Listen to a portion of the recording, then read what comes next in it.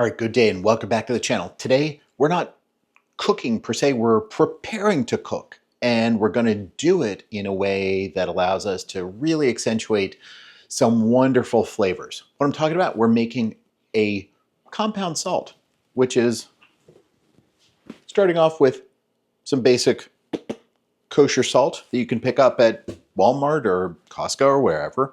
We're gonna add in some seasonings and we're gonna make a beautiful lemon, rosemary, sage, salt. Oh, it's gonna be awesome. Can't wait. Welcome back to the Farm Cook channel. This is the place where you get to eat well, have fun, and hopefully learn lots, especially about low carb and keto cooking. So now, let's get ready and make some dinner. Okay, so for today's dish, I don't even know what to call it. Not even a condiment, it's a seasoning. This is actually inspired, and the recipe is from ThatDudeCanCook. I'll put a link to his video down below, but this is me just recreating his recipe. And all you have to do is start off with a whole bunch of not seasoned salt, regular, straight up kosher salt. Good old cheap, readily available. You can find it everywhere. And this is a decent amount because I'm making up a big batch. I'm actually going to use some of this as sort of a housewarming gift for some friends of ours. So that's about a pound of kosher salt. I've got about the zest from 3 lemons. That's going in. This is the easiest seasoning to put together in the world. It's just a couple of ingredients thrown into the food processor, whiz it up, and that's it. I've got 8 cloves of medium-sized cloves of garlic, peeled and ready to go. I've got 10 grams each of fresh sage and 10 grams of fresh rosemary. That's it. Next step in the process, whiz it until everything's broken down into little teeny pieces.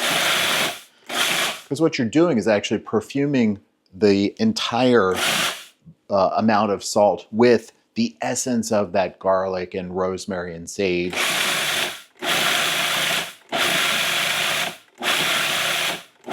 And you just want to keep mixing this until you see no big pieces, just little teeny pieces of everything. And depending on how much you're making at a time, this could be over relatively quickly. There's a fair amount of salt in there for this batch.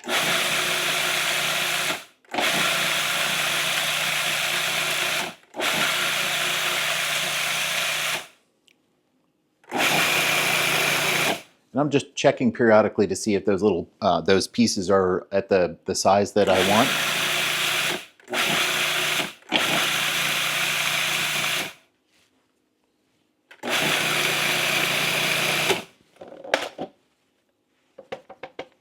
I think that's it. Oh my gosh, this smells so amazing. So I'm going to hold this up to the camera. Hopefully the camera can pick up what this looks like. Just teeny little bits of stuff mixed in with the salt. And this is going to be, oh my gosh, the perfect seasoning blend for, say, dry brining some chicken or dry brining some steak, which I'm going to be doing later for Father's Day.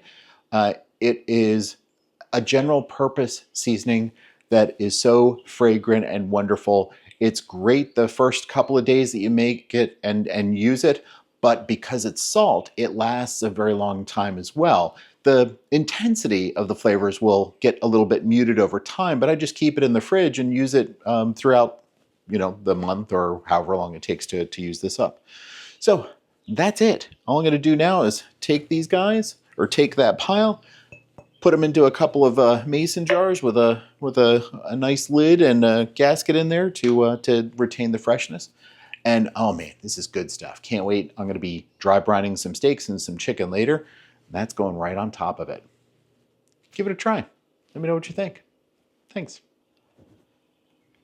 So now that we've got the dry brine set up, ready to go, we're going to take some of this beautiful rosemary salt with some lemon and garlic, And we're just going to use it to dust the outside of these amazing prime ribeyes that I picked up at Costco today. I don't think there's any better way of celebrating Father's Day with a spectacular meal like ribeyes that are grilled after they've been dry brined. So all I'm doing is the usual dry brine process. Season the outside of the meat liberally.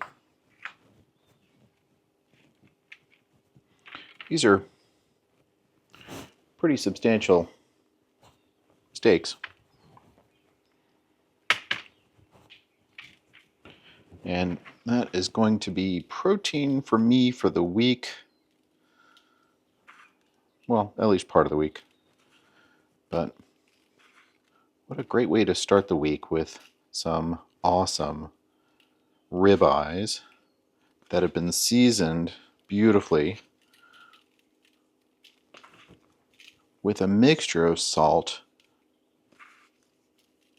rosemary, sage, garlic, and lemon.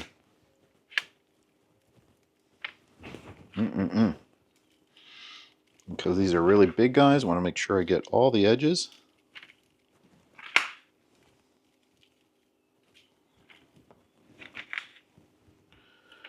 Make sure everybody gets a little bit of the love, the seasonings.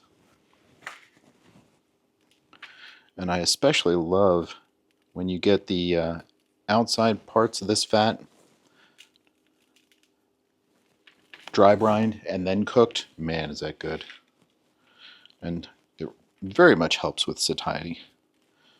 But, you know, not everybody enjoys that, and you do you. This is what I'm doing.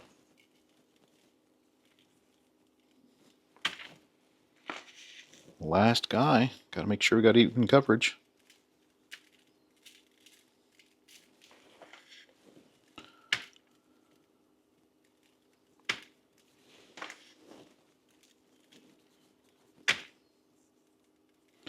And there we go. I'm just going to cover these guys a little bit more, then drop them into the fridge until it's time to cook them this evening. And man, is that going to be yummy. Cannot wait. Give it a shot. Let me know what you think. Thanks.